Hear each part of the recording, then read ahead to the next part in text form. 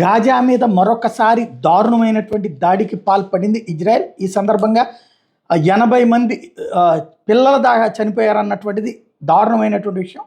మరో యుద్ధం అంచున ఉన్న పశ్చిమాసియాలో మరో భీకర దాడి. సెంట్రల్ గాజాలోని తబీన్ పాఠశాల మీద శనివారం తెల్లవారుజామున ఇజ్రాయెల్ వరుసగా 3 క్షిపణులు ప్రయోగించింది. హమాస్పై 10 నెలలుగా టెల్-అవీవ్ సాగిస్తున్న యుద్ధంలో ఇది ఒక అతిపెద్ద ఘటనగా అభివర్ణిస్తున్నారు. ఇందులో 100 మంది వరకు మృతి చెందారని పాలస్తీనా ఆరోగ్య శాఖ ప్రకటించింది. హిజ్బుల్లా ఇరాన్ నుంచి తీవ్రస్థాయి హెచ్చరికలు ఎదుర్కొంటున్న సమయంలో కూడా ఇజ్రాయెల్ భారీ దాడికి పాల్పడడం ఉద్రిక్తతలు మరింత పెంచేదిగా భావిస్తున్నారు.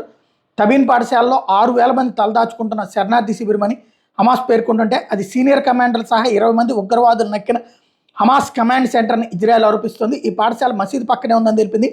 మసీద్ తరగతి గదులు ఒకే భవనంలో ఉన్నాయని అసోసియేటెడ్ ప్రెస్ కెమెరామెన్ ప్రకటించారు. ఇజ్రాయెల్ క్షిపణి తరగతి గదుల మీదుగా మసీదులోకి చొచ్చుకెళ్లి పేలిపోయిందని పేర్కొన్నారు. కాగా దాడి జరిగిన ప్రాంతం అంతా రక్తక్షరమై పరిస్థితి భీతావహంగా ఉంది.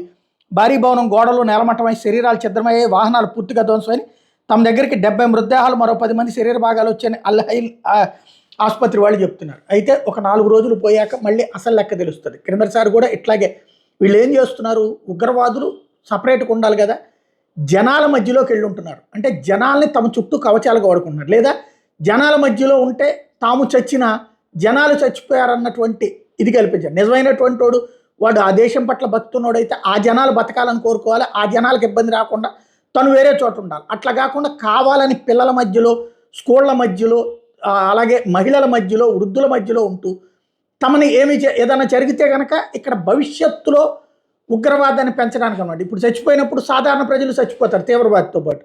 కానీ జనాలకి ఏమని అర్థమవుతుంది, ఈ వార్తల ద్వారా తీవ్రవాదులు చచ్చిపోయారన్నటువంటి విషయం. ఇప్పుడు అట్లాగే మొన్న చచ్చినటువంటి వాళ్ళందరూ కూడా శరణార్థి శిబిరాల్లోనే చచ్చింది. మొన్న హమాస్ కమాండర్తో సహా అనేక మంది.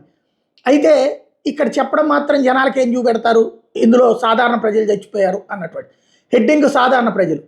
అదే సందర్భంలో అసలు విషయం ఏంటంటే ఆ మధ్యలో కమాండర్లు ఉంటున్నారు, హమాస్ తీవ్రవాదులు ఉంటున్నారు. అసలు లాజిక్ అది.